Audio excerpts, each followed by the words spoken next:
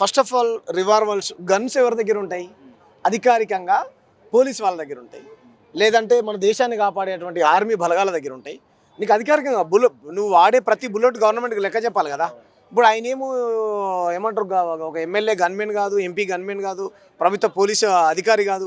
మరి ఆ గన్ ఎక్కడి నుంచి వచ్చింది? మై క్వశ్చన్, ఆ గన్ ఎక్కడి నుంచి వచ్చింది? ఈ దేశంలోకి చొరబాటుదారులు వస్తూ ఉంటే నరేంద్ర మోడీ గారు ఏం చేస్తూ ఉన్నాడు? మరి వాడు తీవ్రవాద, దేశద్రోహియా, వాడు పాకిస్తానోడా, బంగ్లాదేశోడా పట్టుకోవాలి కదా. కేంద్ర మంత్రి ఏం చేస్తూ ఉన్నాడు? ఇంటెలిజెన్స్ ఏం చేస్తూ ఉంది? ఇక్కడ ఉన్నటువంటి రాష్ట్ర ప్రభుత్వం ఏం చేస్తూ ఉన్నది?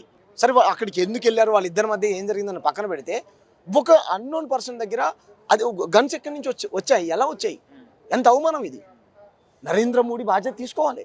అసలు ఒక ముస్లిం వ్యక్తి దగ్గర రివాల్వర్ ఎలా వచ్చింది, ఎందుకు వచ్చింది అనేటువంటి విచారణ చేయాల్సిన బాధ్యత కేంద్ర ప్రభుత్వాన్ని, అవునా కాదా? ఇక్కడ ఉన్నటువంటి రాష్ట్ర ప్రభుత్వం కనుక ఇది చేసుకుంటే చేస్తుందా, చేయదా? రాష్ట్ర కేంద్ర ప్రభుత్వాలు వాళ్ళు కేంద్ర బలగాలైనా ఇక్కడ ఉన్నటువంటి పోలీసు వాళ్ళైనా అందరూ విచారణ చేసి ఎవడు జ్వరపడుతుంది, ఎవడు దొంగ, ఎవడు ఇంత ఇంటెలిజెన్స్ వ్యవస్థ ఉన్నది పట్టుకోవాలి కదా. అది బీజేపీ కార్యకర్త అయినా ప్రాణమే, గోరక్షణ దళైనా ప్రాణమే.